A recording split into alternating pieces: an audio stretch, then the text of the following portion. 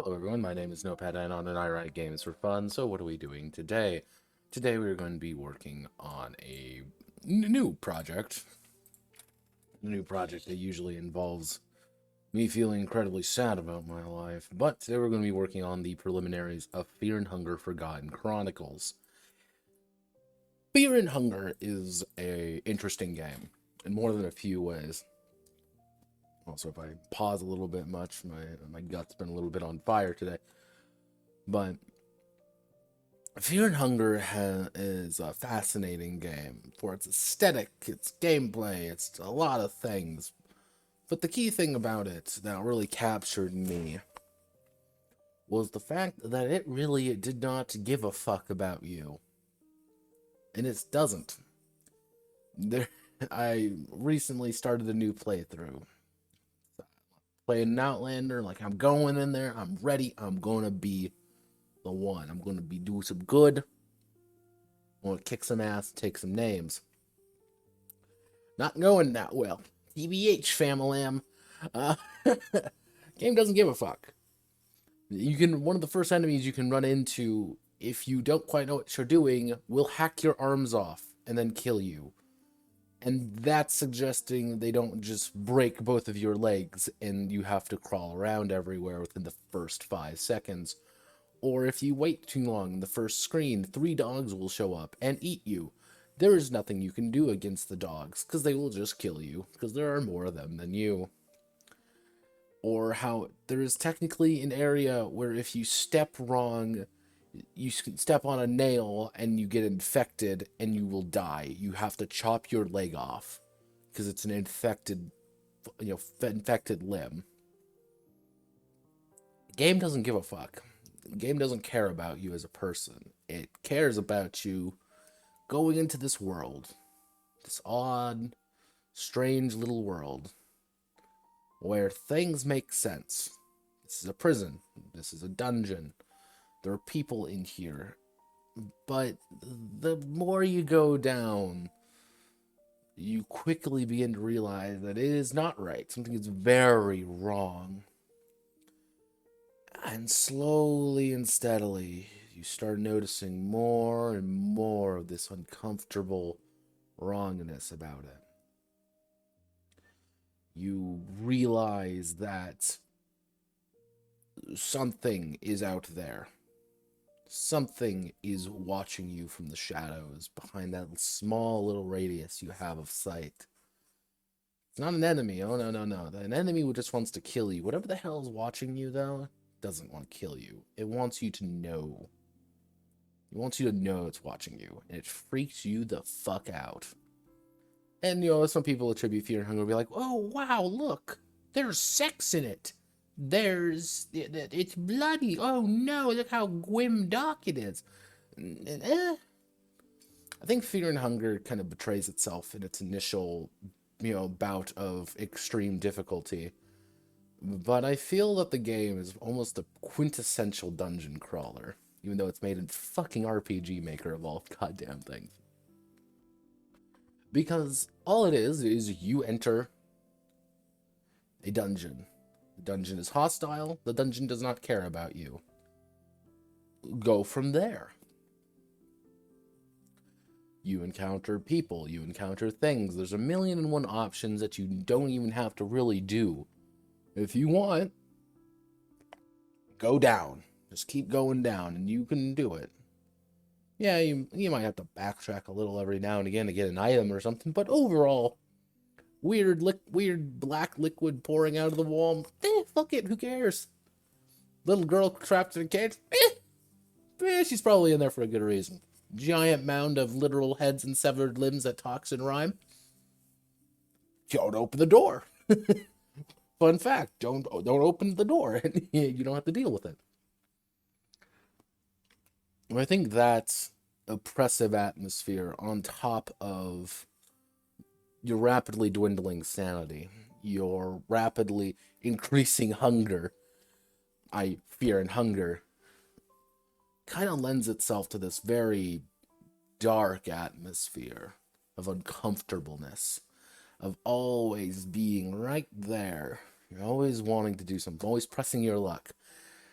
because you never know if your luck is good or you have just screwed yourself and now are going to die horribly and screaming in pain. Or both. So, what are we planning on doing for Forgotten Chronicles? Well,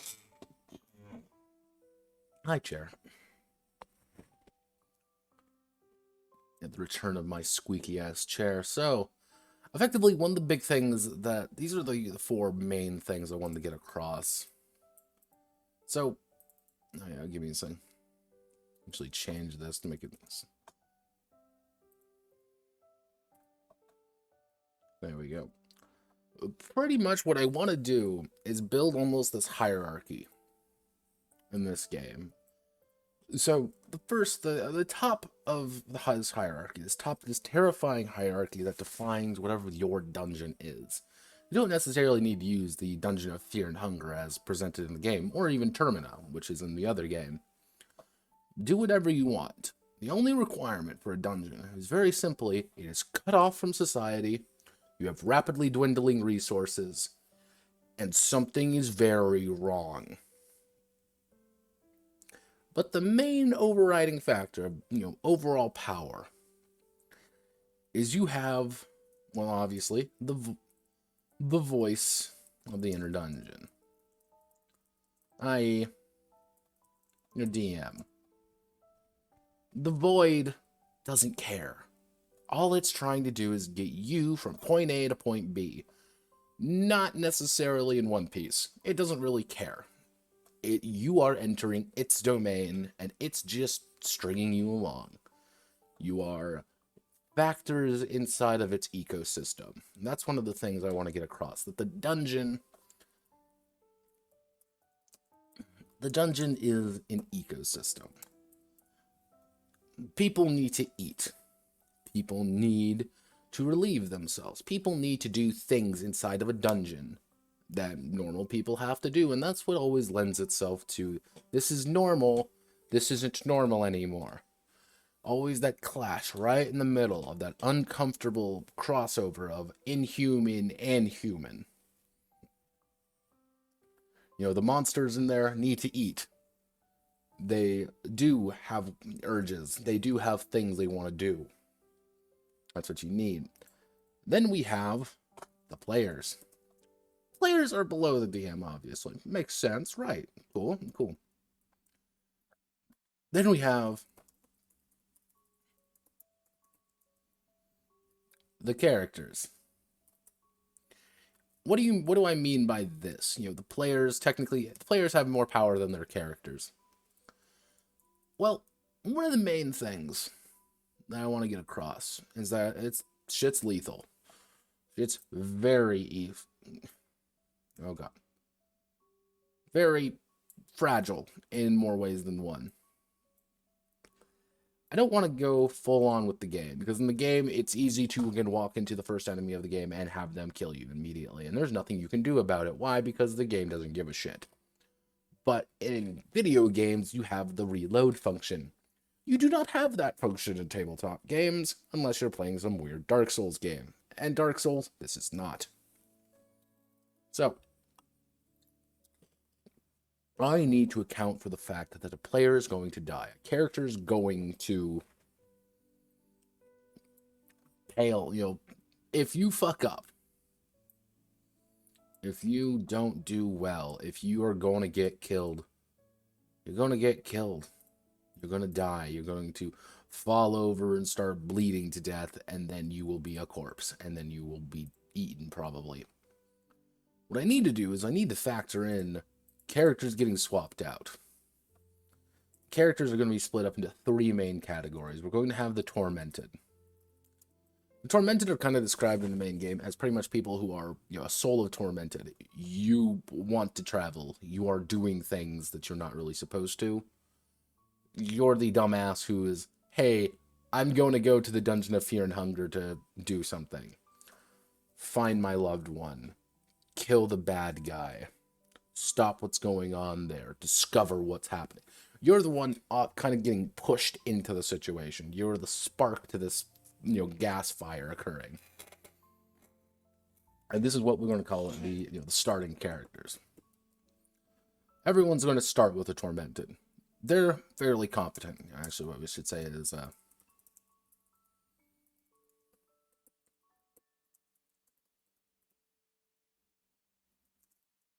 hello, Salmon.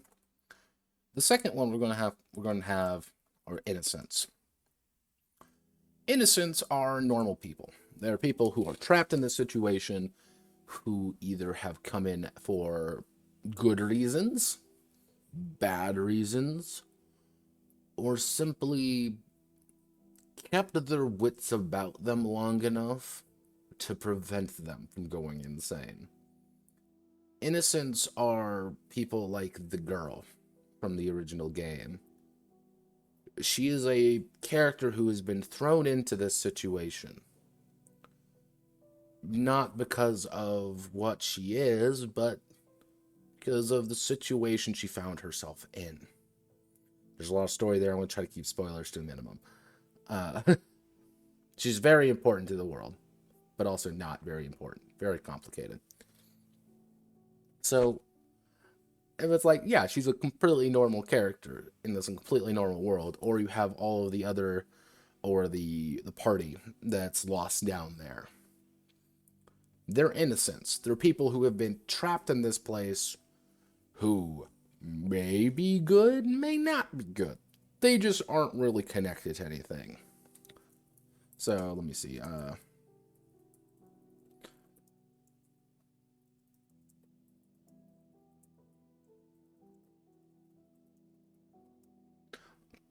Pretty much the Tormented have good, decent skills. They have decent, abilities. They're pretty solid across the board. Innocents are good at one thing. I am a fighter. I can fight. I am a caster. I understand magic. I'm a merchant. I understand talking to people. You're very much in a particular field as an innocent.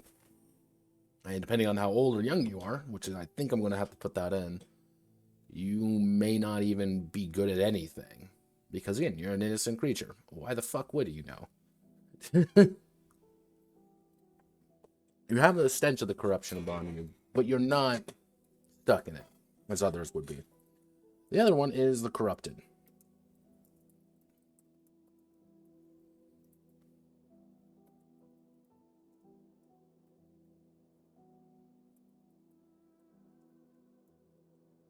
So the idea is the corrupted are dangerous. They've adapted to this place. They know what they're doing. But the problem is they've given up a little part of themselves. Something is very wrong with them. Now, one of the big examples of this, and why I put this in, is Moonless.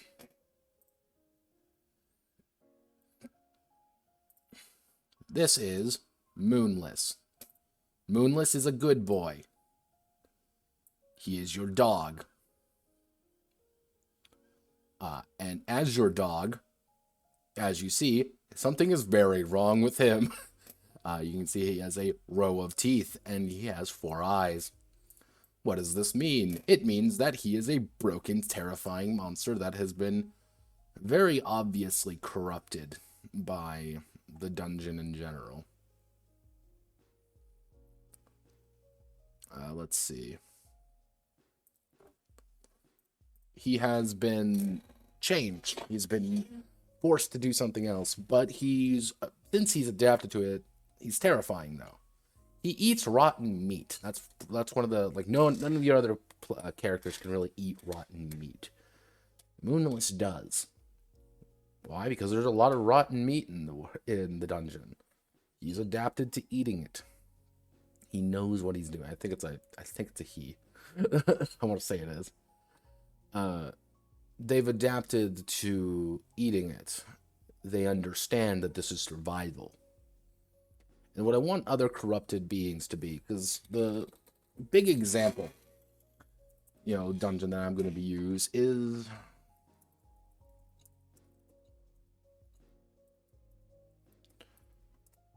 a leper colony as Santa Mercurio. That's kind of the idea. I'm going to be using that as an example throughout. It's a pretty much a leper colony that has been cut off from the rest of the world because there's a plague going on that is not human. Something is very wrong with that plague. And inside that leper colony, a tormented, maybe the mercenary, sent in there to, quell the violence, but he's kind of in there for his own reasons. An innocent, maybe we'll call it the doctor. Actually, let's go. He's not in there because he wants to be. He's in there because he has to be. He was treating these people. He was trying to understand them. He hasn't gone entirely insane. He's not a fighter, but he can treat you. He can make sure that you're going to live. But that's also kind of his downfall. He's close to these people. He's always on the verge. He's seeing the disease. Slowly eating away at him. While the corrupted, probably the easiest would be, actually, let's call it the guard. The guard, the leper. He doesn't feel pain. He is broken in more than a few ways. And he has the disease. But the problem is, while he's not all mentally there, he adapts to it. People who are diseased don't look at him. They don't understand that he's a threat to them. But he's also the one who has to sit far away from the campfire because everyone's scared of him. He's the one who cleans his little metal mask diligently every night because he has to put it on to make sure he doesn't scare the shit out of everyone constantly and make everyone go insane. That's the idea. That's the noggin. Now, you may be wondering, like, all right, this makes sense. The DM is technically, has more power than the players, and the players have more power than their characters, and the characters are meant to be kind of cycled through. Oh no, your tormented is dead. You're now playing an innocent or a corrupted. Oh no, But we have one more thing above that.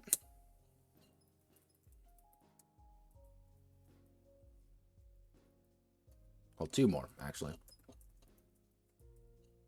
The gods and their avatars. The gods in Fear and Hunger are an ever-present and terrifying thing that you have to deal with. The leveling up system is, tied to them. The world in general is tied to them. But the deeper you go, the more you realize that they really don't give a shit about you. It's mimicking the dungeon. They're apersonal. They are vast and mighty and terrible. And they look at you invading their little space. And it's like, all right, who cares? Why should we care? And this is where I want to put the chaos factor in. Mostly because of this. It was this little section right here.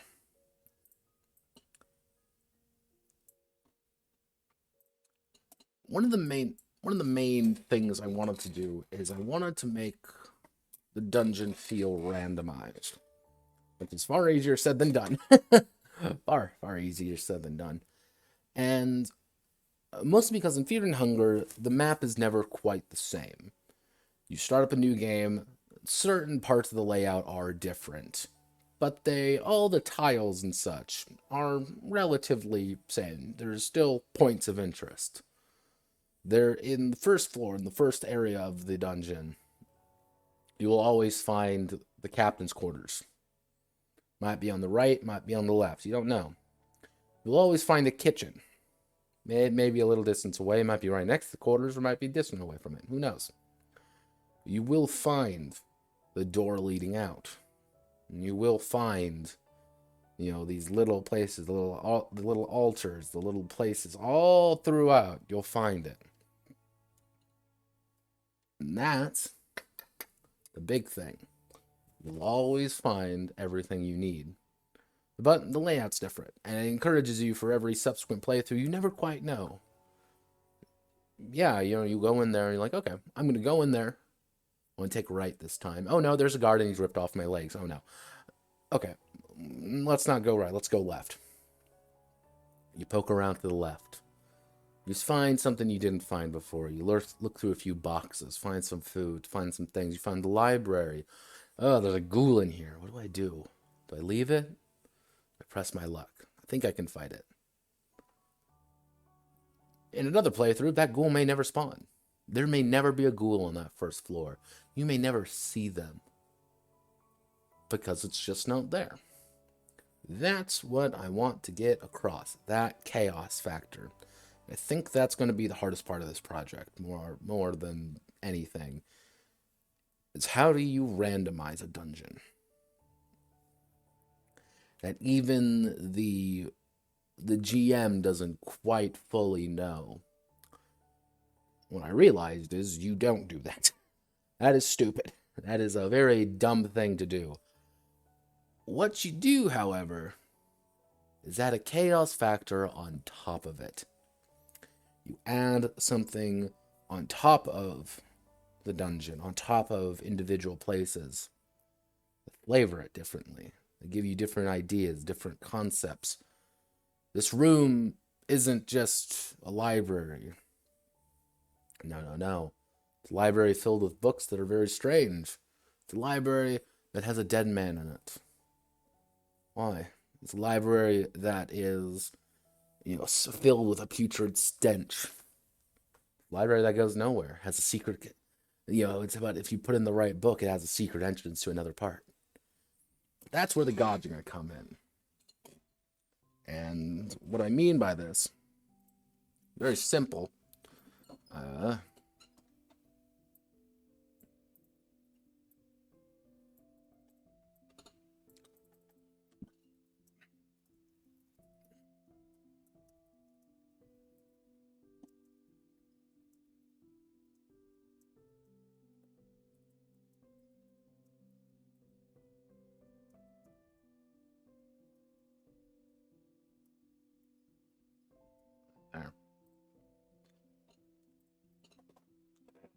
So let's say, for example, we got our leper colony. Let's say we got 4. We want to make this fairly condensed. We're gonna have 3 gods, and you as a player, you as the game master, you're gonna be making that decision. You're gonna be making the idea of like, okay, what are these gods looking like? However, you don't get all of the options. You're making some random factors to them. What do they want? How do they want it? So let's say, for example, we're going to have a god. We're going to call it the Julianus.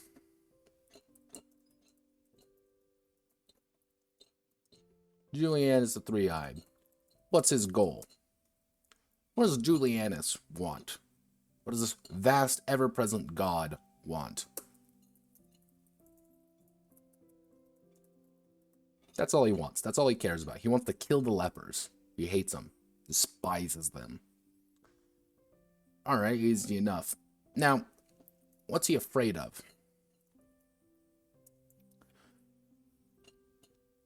Oh, he's terrified of medicine. He's terrified of healing, of cures. Because he goes against it. He doesn't like doctors. He doesn't like people who help others. Because he wants to kill the lepers. He wants them to die. Hi, car. You out there? Who's someone trying to steal a car out there again?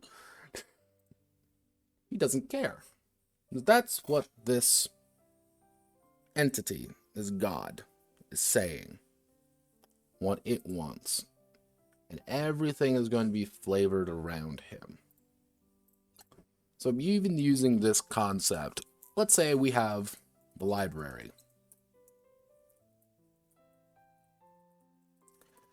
Now, what would a library look like under this guy with his influence in it?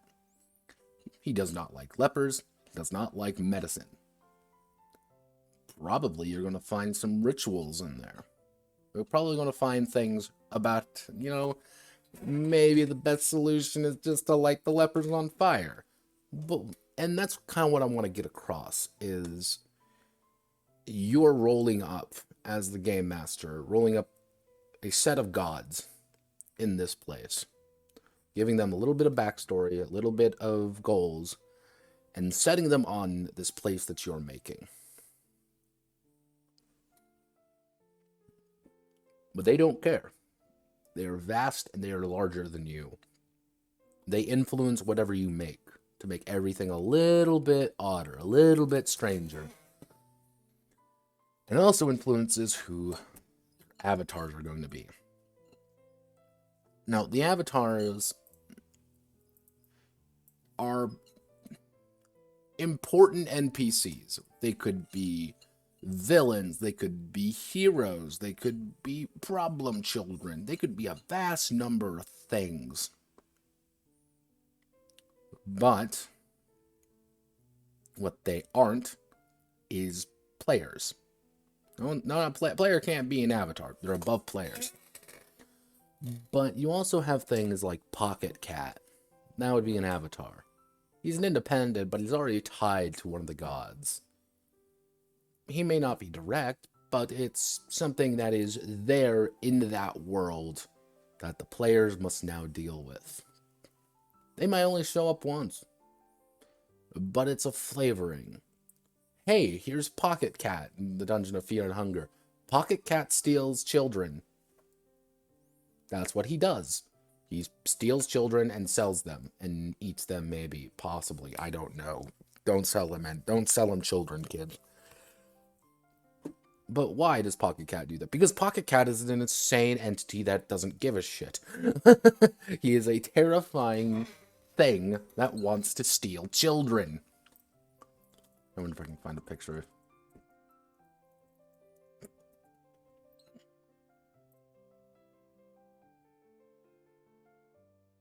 Oh, no, that's baby. No, that's the terrifying demon child. No, that's Moonless.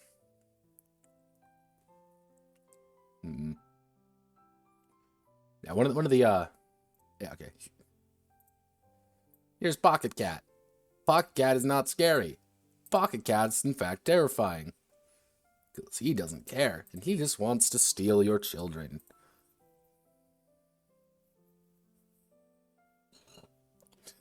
Yes, that's what I do, John. I need to get my lasagna. If you want to run Garfield the Fear and Hunger game, go for it. But Pocket Cat's a weird... You say that.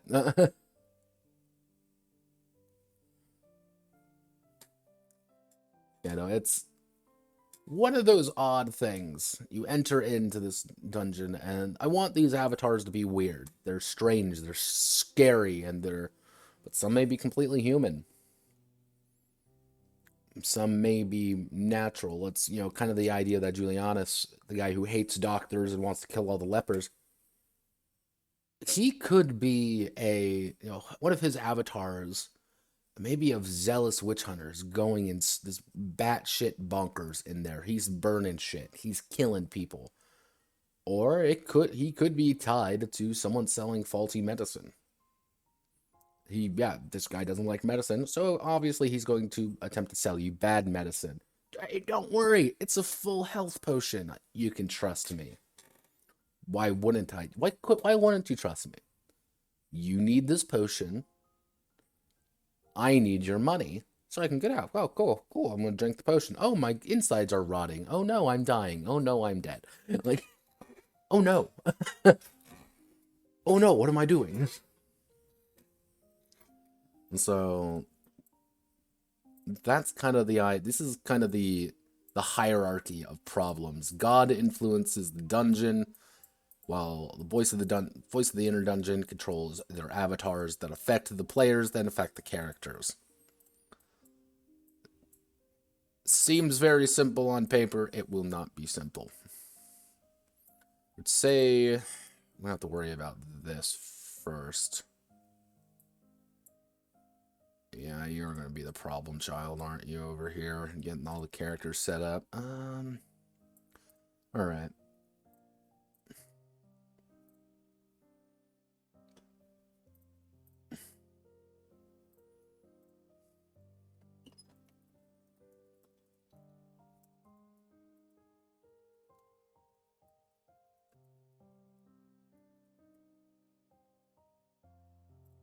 Fur and hunger.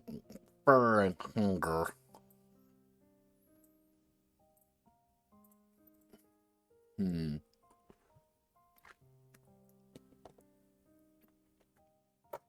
I think my biggest fear about this game is actually, what is that font?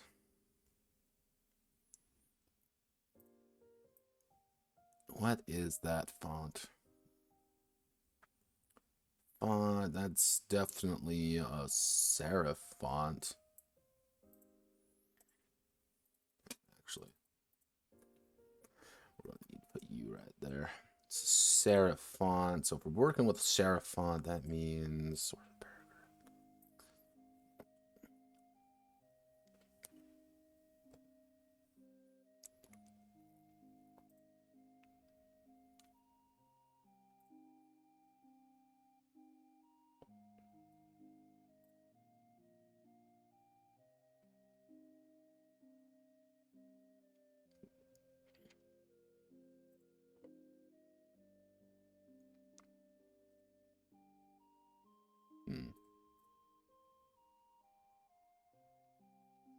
No, that's probably going to be tonight. I'm going to send him a PM.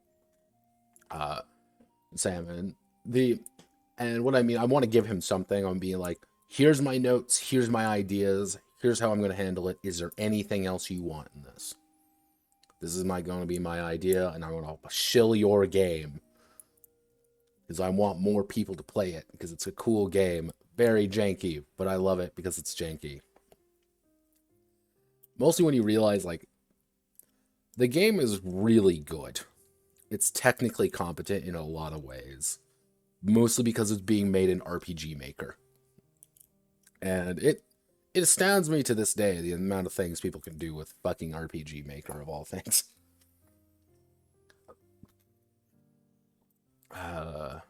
Actually, if we bump the font up a bit, 40.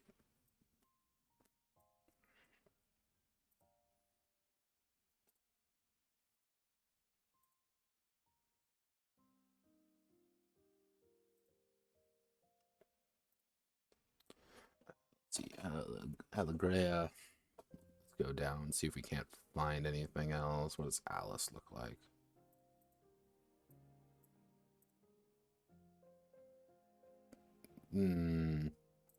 Almendra.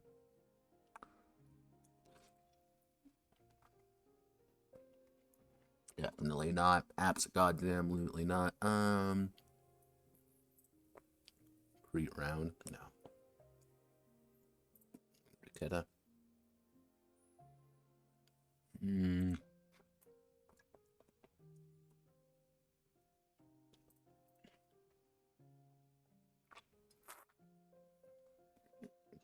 God bless that, man. I can tell you that much, Shadow. Which game? Okay, the game is called Fear and Hunger. And, Steam.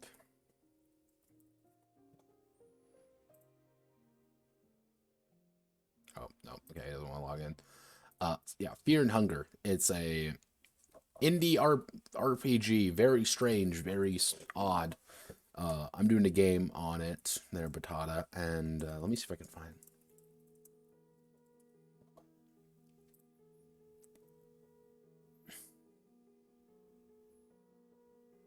Let's see if I can get a picture of Enki in here. My boy Enki. No, here we go. This is Enki. He's a dark priest. This is what the entire game looks like, mind you. Very grim, very dark, very uncomfortable, very strange. But you can also find amusing parts of it. Mostly because the entire thing is in sprite work. There's very pretty sprite work.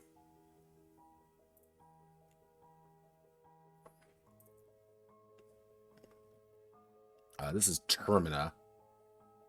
I don't believe Termina is on Steam. That's technically the sequel.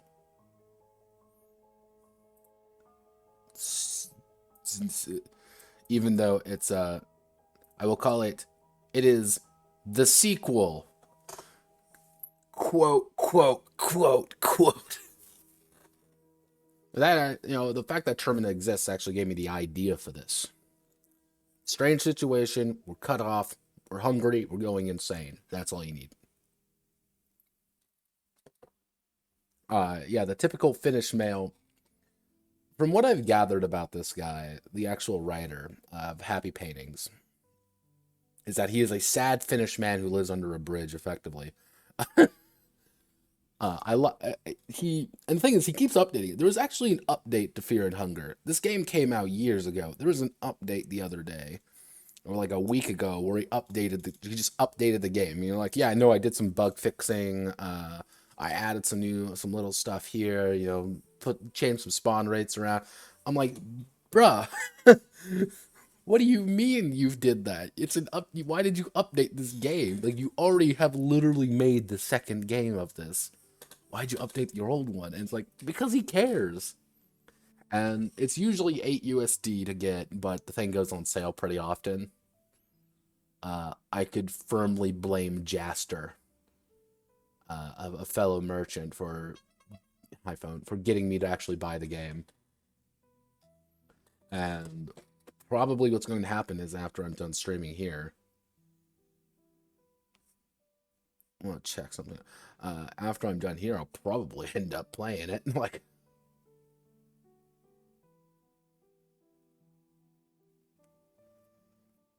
yeah, he is. I know, like, that's one of the big things I want to do with this game as well, is get it on people's radars, to get people to say, hey, look at it, buy game, give him money because he is a good man and he does cool things.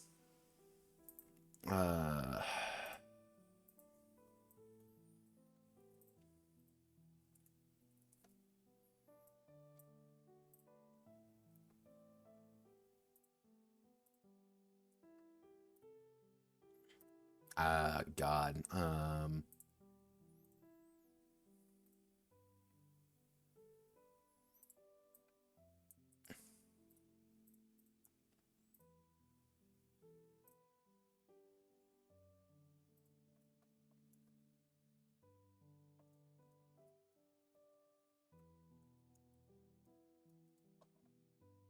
I'm feeling top. I'm feeling top.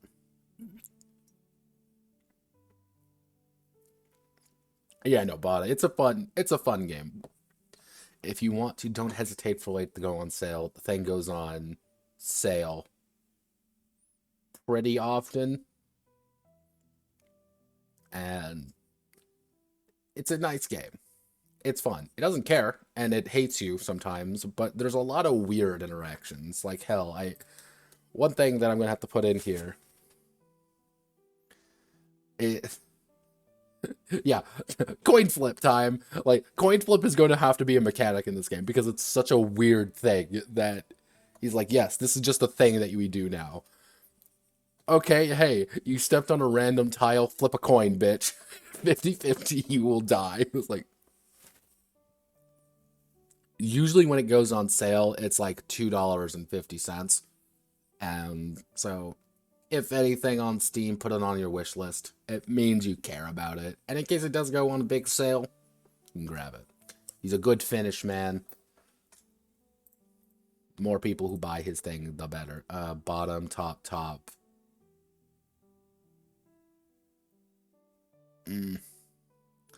God damn it. All right, give me 1 second. I need a coin. Give me one moment. I want to get a coin.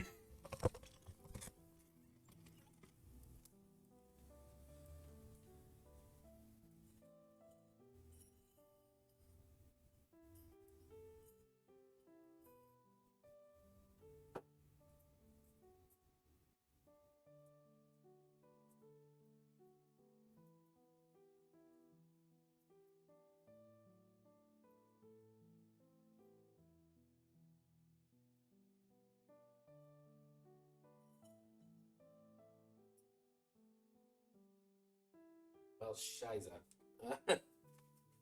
Okay. Not gonna be a cool coin flip. I have a quarter. No, I don't even have a quarter. I have a nickel. So heads, tops, bottom, bottom. The tails, bottom. Bottom it is.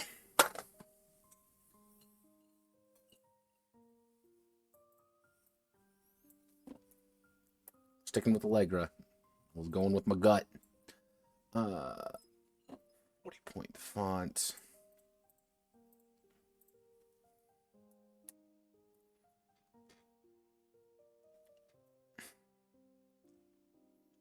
So let's see. Yeah, it begins indeed. So what I'm going to do is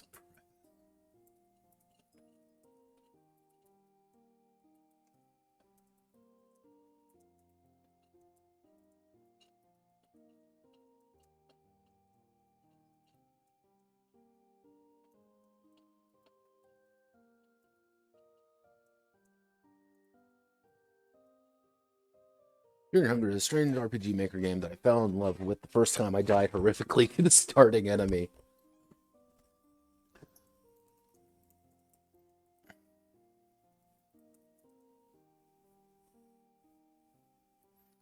Kicks down the door. No, not again!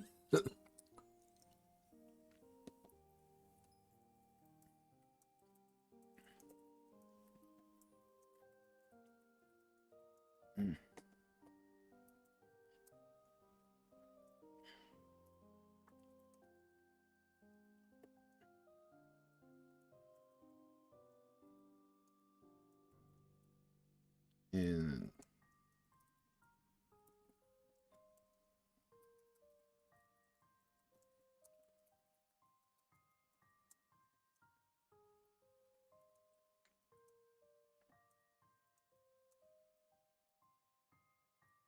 getting mauled by the crow, getting devoured by ghouls.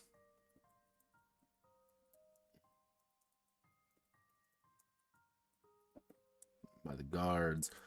Fear and hunger. You need to understand that this world was hostile, caring.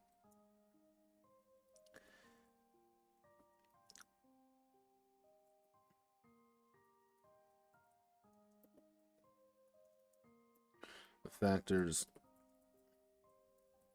desire to throw my hat into attempting to make an OSR. I'll call it an OSR adjacent.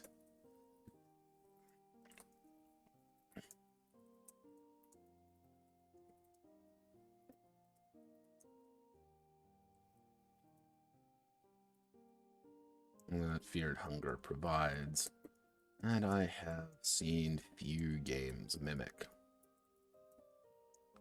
It will be a long journey, and one the only ending is damnation or salvation. If you haven't got the tone yet, that's going to be the art words of this game: damnation or salvation. So let's see, we're going to actually have to do heading 1, Allegra, bold that.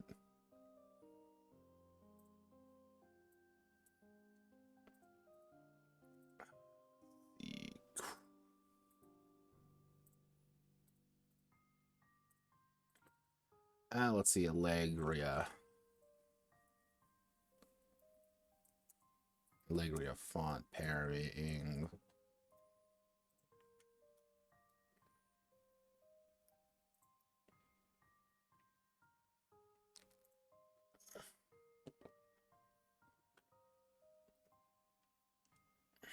Before we had known it, we had left the ground. Roboto, Monstrat, Lato, Ubuntu,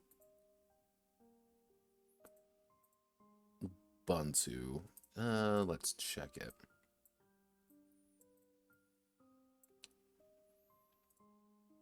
Ubuntu. 2. And we'll bump it up to 12-point font so I can actually read it. Alright, I think it works.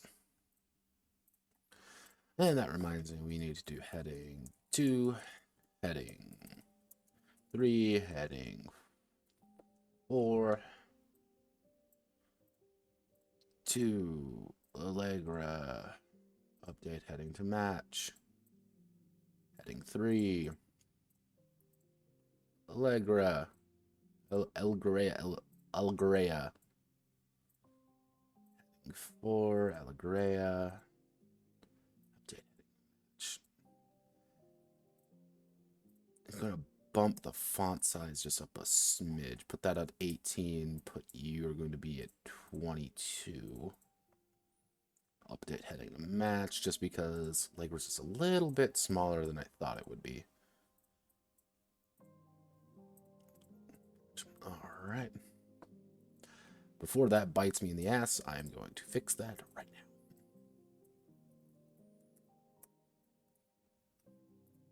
now. Alright. We're going to be starting a very long, very terrifying journey here, folks.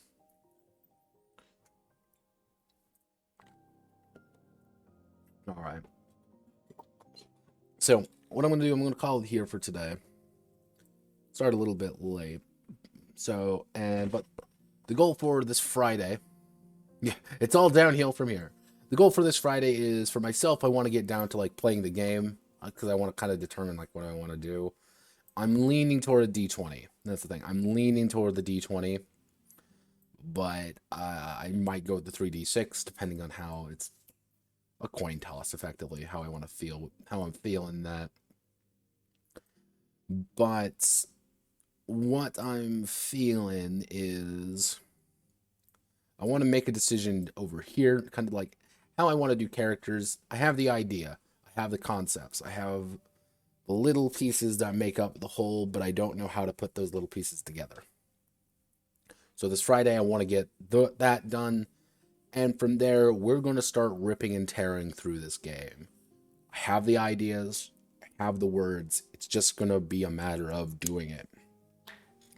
Things go right, I'm estimating about 4 to 7 episodes. If things go quickly and I can get a majority of the character stuff done, I'm pretty solid. The hardest part, again, the hump of this game is going to be the random dungeon creation and all of the front end, all the back end work to make this game sing. I will probably have to put in an alchemy system, or at least like a crafting system. It's not going to be like super extensive. It's going to be, if you have X, Y, and Z, you can make Z. You know, if you have X and Y, you can make Z.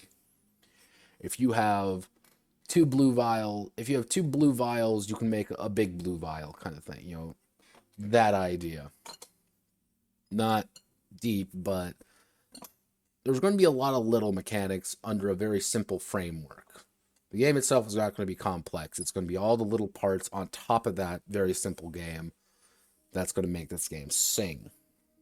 So, thank you all for watching. I know this hasn't been the most exciting adventure and exciting episode of ever, but welcome to the wonderful world of prelim streams. In other news, since I got you as a captive audience, Yige Minzu, I will probably also start pumping up that a little bit more. I have been kind of lazy on it. I have a lot of things written for it. It's just a game of writing it and all down at this point. Let's see.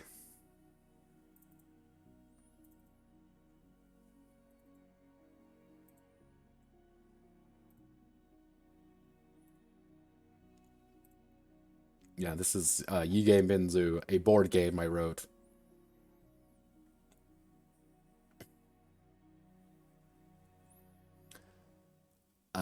This needs an extensive revamp. I don't know how to do the map properly. So, let's see what other things. Man, I know this is just a board game I decided to write in my boredom.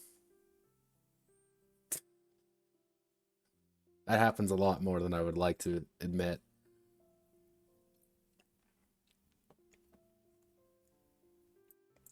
Yeah, I need to get this section done, but yeah, that's hopefully going to start to see some advanced work on things. Outside of that, let's see. Again, if things go correctly, I'm estimating 4 to 7. So that'll be 1, 2, 3, 4, 5, 6, 7. Yeah, we're looking at probably about a 2-week, 2-week experience on this.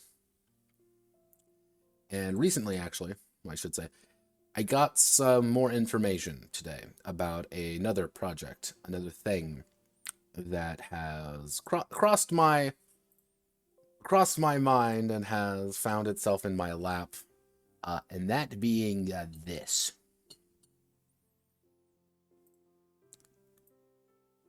Now, it may seem chunky, and it is. This is a very chunky game. This was pointed out to me by a fellow contributor, which is the Doranai Nui, the Crimson Box.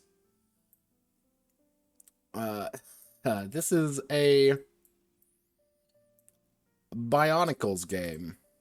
It's a Bonkles game, everyone, and it is a Bonkles game that is 3.5 Pathfinder 5e homebrew all at once as its own thing with blackjack and hookers.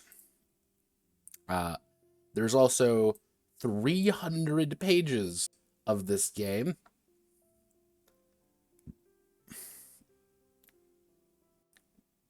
And kind of looking into it deeper, there's what can only be properly described as, quote, drama, end quote. And not the fun kind of drama either, just the, oh god, what do you fucking mean drama. But yeah, there's a... depending on how things go, I might be doing a curious case of that. Not this week, but next week.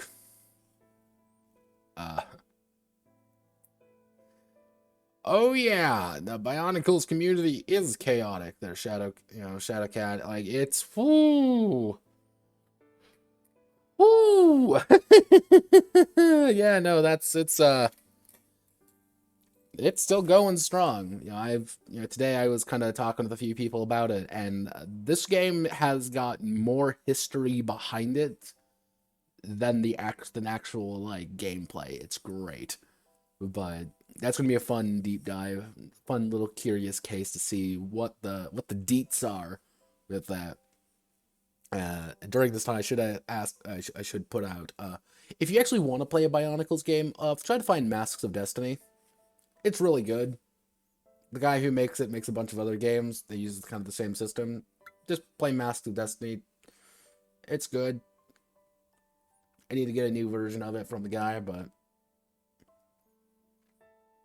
there we go. So, thank you all for watching. Godspeed, good luck, and I will catch you all on possibly Friday. But everything should be getting uploaded up to 10. Actually, yeah, it would be up to... Since we actually... Probably everything will be getting uploaded up to High Speed Death Machine on the YouTube channel. So, if you missed something or you want to catch up on something or have some blank noise in the background, there's that.